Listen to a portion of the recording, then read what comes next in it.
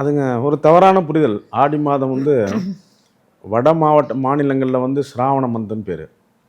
எல்லா சிறப்பு நிகழ்ச்சியும் அந்த வட மாநிலங்கள்ல கங்கை சமவெளி பகுதிகள்ல இந்த சிராவண மாசம் தான்.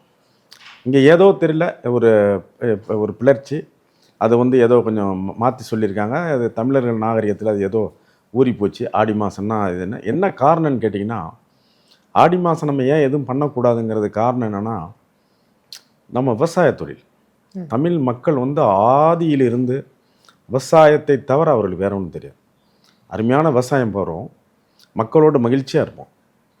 இந்த படை இந்த படை வ இந்த மாதிரி ஒரு சண்டையிடுதல் அப்படிங்கிறது, போரிடுதல் அப்படின்னா எப்போ வந்துச்சுன்னு கேட்டிங்கன்னா, தங்களை நோக்கி வடக்கே இருந்து தொடர்ந்து போரிட யாராவது வந்து கொண்டே இருப்பார்.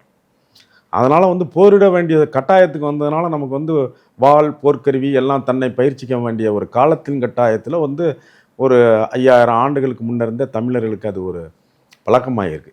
தெற்கே வந்து எங்களுக்கு எதிரி கிடையாது. ஏன்னா கடல் பகுதி. வடக்கே இருந்து தான் எதிரிகள் யாராவது வந்து தாக்கக்கூடிய சூழ்நிலை.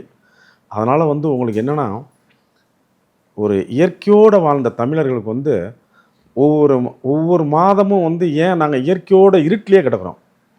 உங்களுக்கு 7 மணிக்கு மேல விளக்கு எரியறதெல்லாம் முடியாது. விளக்குக்கெல்லாம் கொஞ்சமா கொஞ்சம் எண்ணெய் இருக்கும். எண்ணெய கொஞ்சம் வந்து இந்த 7 மணி வரலும் விளக்க எரிந்து விட்டு, அப்புறம் உணவு அருந்திவிட்டு 8 மணிக்கெல்லாம் எல்லாம் உறங்க போயிருவாங்க.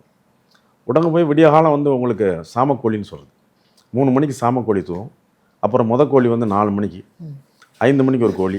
6 மணிக்கு வந்து விடியகால கோழி. 3 கோழிகளும் தான் எங்களுக்கு கிளாக். நமக்கு வந்து அலாரம்.